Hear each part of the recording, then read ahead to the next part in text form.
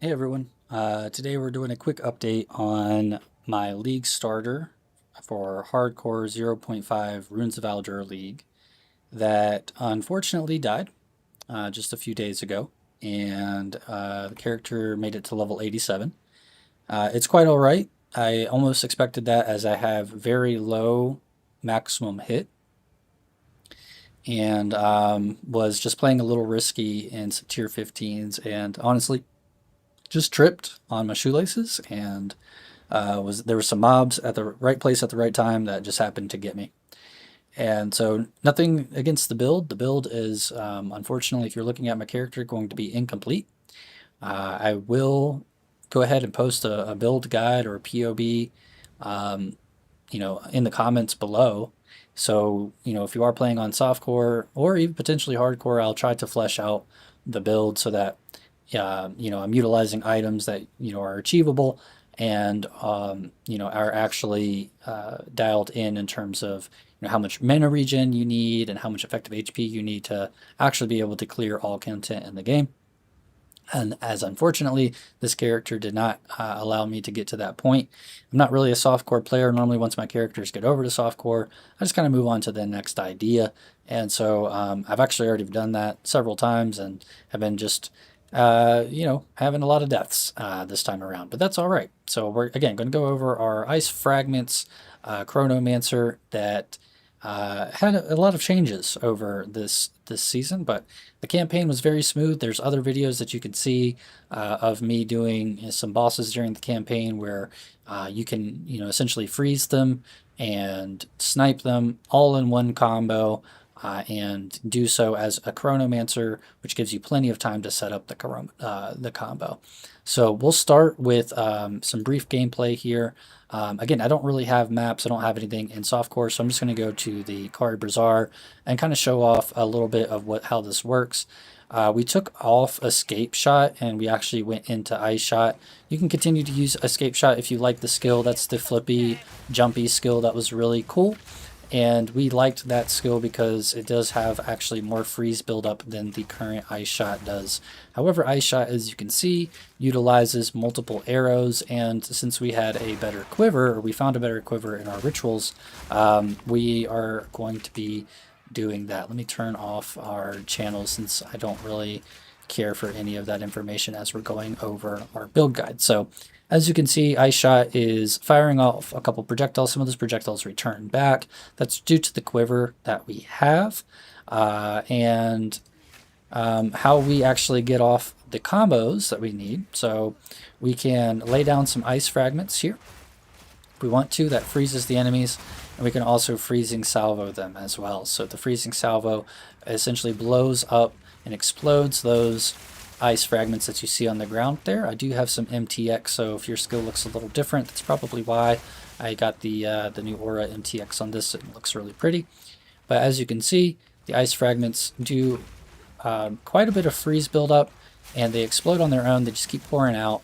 And the freezing salvo, as you can get multiple stacks of them, really are quite nice to have that as a kind of a one-hit, two-hit combo. So during the campaign, I wasn't actually even using Ice Shot. I was actually just using Fragments of the Past and Freezing Salvo and Escape Shot again for the occasional boss freeze. So later on, we did get Ice-Tipped Arrows and we got Barrage. Ice-Tipped Arrows is essentially just adding more ice fragments to all of our arrows. This also actually works with Freezing Salvo, so you can actually explode crystals right there, see, as you're shooting them out. So it's actually quite nice to have ice-tipped arrows and freezing salvo together, and then you'll get a little extra there. And then of course barrage to be able to have multiple projectiles on top of the freezing salvo. So we'll go over here really quickly what the skill gem setups look like. We do our time snap to be able to reset our cooldowns. It's mainly just used for our time freeze here. And if you haven't played Chronomancer before, this just pauses the entire screen. So we'll show it off over here. We'll try to find some mobs. So see these mobs here? We're just going to pause them in place. So now I can just, zoom in. I can appreciate the art. I can walk around them. I can hang out with them. I can, this one's like dancing, it looked like almost. Yeah, so all that time for the time freeze allows us to get off a really nice combo on bosses, whereas everything else for clear is just very simply just almost just a one button build.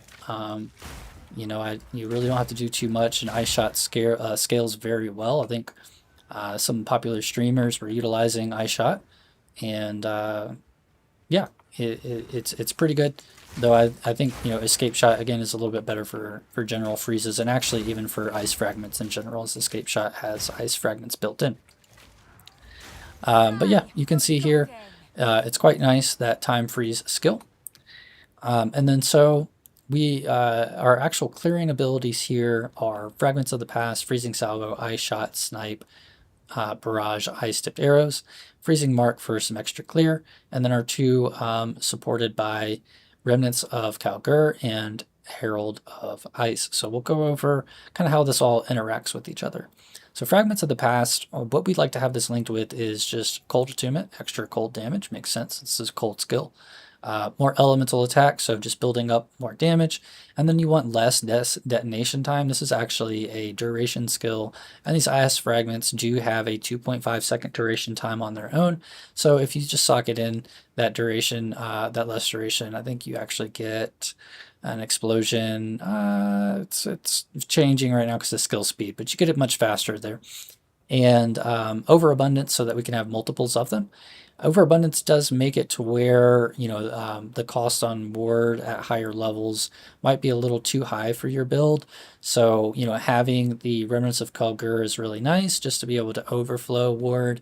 And I do recommend having generally over 200, 300 ward for a build like this that utilizes a skill that's utilizing the runic ward as kind of its main, or one of its main setups.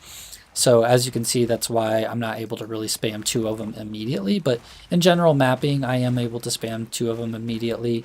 And with my previous setup, I did have enough runic ward where I could do so on a boss as well. So having two of them is very nice. Just kind of almost doubles the damage there.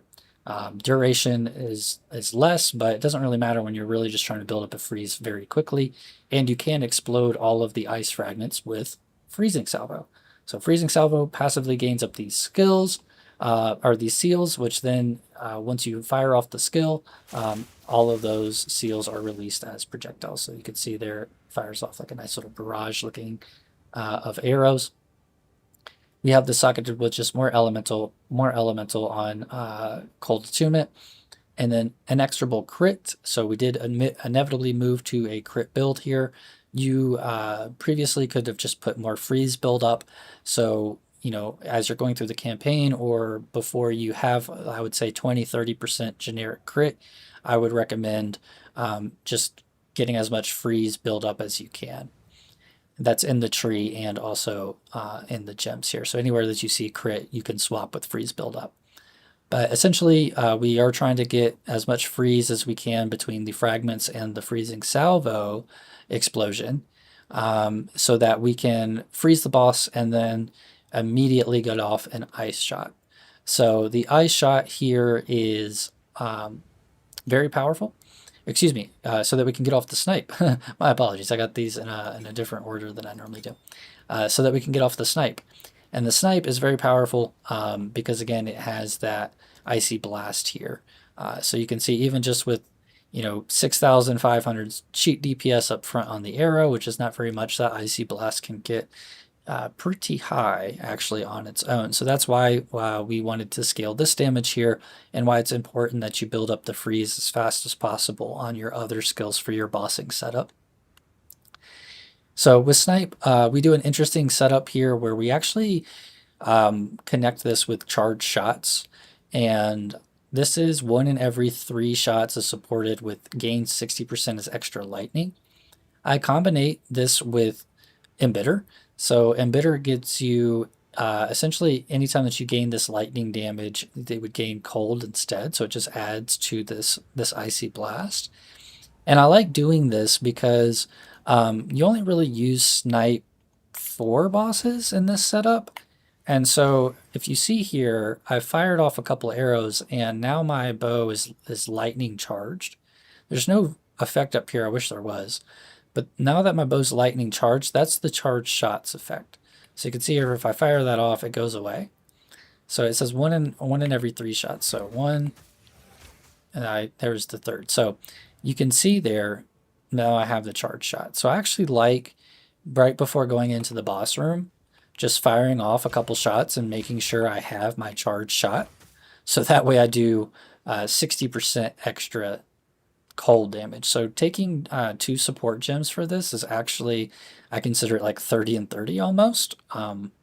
It makes sense. Like, it's stronger than almost any other support gem setup that you can get. And if you're just doing one shot, it's quite nice. And again, you're converting it all to cold, and so you can still scale cold off of it. So a little bit of a sleeper tech here for snipe, to be able to get a little bit of extra added damage out of the setup. And of course, if you want the lightning damage, go for that. That'll help with shock, but I like cold. I like to be able to get that icy explosion as high as possible. Also, again, we socket this in with an inexorable critical. We do version, so we get more damage per second channeling up. So as we're channeling that 1, 2, 3, 4 or so, whatever, we get more damage. However, you do want to try to get this with the time shot there. So as you can see there, there's this ping, that kind of ring that appears around me. So that is your perfect window. So it missed it there, missed it there, missed it there, missed it there. Got it. So you can see that when that ring appears, that's your window to get multiple shots off in. Anyways, it's quite nice. You do have to make sure that you channel up to get the damage. So anyways, more damage with concentrated area. Snipe's very cool skill. You can put more or less critical damage in here or elemental damage. You can play around with this, but this is my current setup. And then Ice Shot, I ended up transitioning to this as I got into mid-tier to late-tier maps, away from Escape Shot, since Escape Shot was kind of actually putting me into enemies as well, and I felt like I kind of just had to keep Escape Shotting out of mobs over and over and over again in order to be able to do what I needed to do. But so Ice Shot it is, and Ice Shot we support with just elemental damage, Ice Bite 2, and so whenever this freezes, all of our skills are infused with cold. We do socketed with Fork, more freeze build up, and then cold penetration. So the cold penetration, if you were able to, let's say you didn't want to do like Fragments of the Past and you wanted to do something else like a curse, you could probably take cold penetration out, but for the time being, it's actually quite nice. And then so Barrage, we just have socket with heightened charges, so we just may not actually consume the charges, cooldown recovery, and then perpetual charge. This heightened charges is doubling them, and the perpetual charges may not remove them. Sorry. And then we've got ice tipped arrows, which this is actually like you can actually socket supports in to support the damage that the fragments do, even though that this is a spell and a buff. You can still socket in, support gems that would qualify for the ice fragments. So you can scale its damage with more attack damage, cold resistance, pen, some more freeze build up, and ice fragments. So your ice fragments, heard you like ice fragments, we put ice fragments in your ice fragments. It's kind of the gist here. And then Remnants of Calgar on this build is nice. Again, just so that we can actually be able to spam our Fragments of the Past. We've got that socketed with all the remnant goodies here, increased mana, some life recovery on kill, and then Herald of Ice as our herald that will help clear things, and then Herald will also drop ice fragments. So generally, as you have like a full screen and you're clearing things and you're dropping ice fragments everywhere, I mean you can have Freezing Salvo do quite a bit of work. And then Freezing Mark is supported with cooldown recovery, Eternal Mark, Mark of the Siphoning, and Charge Mark. So this here just makes it to where they're not consumed the first time they're activated. This one here, you get a little bit of physical leech and mana leech.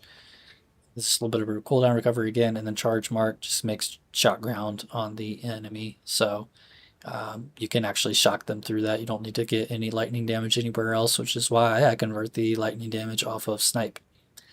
That's our skill gem setup. That's our rotation skill tree. We take the 30% less damage taken here. We do the time freeze. We do sands of time. If you don't want to like have variable time on your snipe and you want to like always be able to time your perfect window at like a very specific time, don't take sands of time. I would recommend taking like inevitable agony or maybe even apex of the moment. It's up to you. Inevitable Agony I was using in the campaign, as you know, with time freeze, like, or without time freeze, you could still do, you know, more. You could do more damage, and yeah, with snipe, it's quite a lot that you can stack up all at once. I mean, they lose 25% of hit damage dealt to them while they're cursed, and so they're taking tons of damage from, you know, kind of the setup and then the big snipe at the end. I mean, by the time the snipe went off, this thing went off, and bosses were just deleted. But yeah, in the tree, you can see basically Weapon Swap 2 was utilized for skill effect duration. Weapon Swap 1 is mainly maximum energy shield and crit nodes. This node right here, Thin Ice, is really nice, as well as Heavy Frost. Heavy Frost is actually probably a must have just because hits ignore non-negative elemental resistances of frozen enemies. So if you're not rocking a curse, or if you don't have a whole lot of pen, which this build does not, you absolutely need this so that when you do freeze them, freeze a boss, you are able to do as much damage as you can possibly do to them, um, which is really nice. And then came down here, picked up, you know, some damage, picked up some damage, picked up some deflection. I was thinking about potentially grabbing some of the evasion rating nodes down here, and maybe potentially the deflection rating nodes here or the evasion rating nodes here. Just really didn't have an opportunity to change too much of it. But again, the reason why I went Chronomancer was just to be able to time freeze and have a little bit of a tankier setup on hardcore, which unfortunately did not work out for me at this time, as I was not able to get enough effective HP before I ripped very casually. But build's been a lot of fun. Again, come hang out with us on Twitch. We're having a lot of fun. Twitch Katav XIL is the handle. Like and subscribe if you want to. I don't really care for that stuff, but you know, if you want to tell your friends about builds, or if you want to hang out, or you know, do whatever, come hang out. Click the buttons, say what's good. Anyways, peace.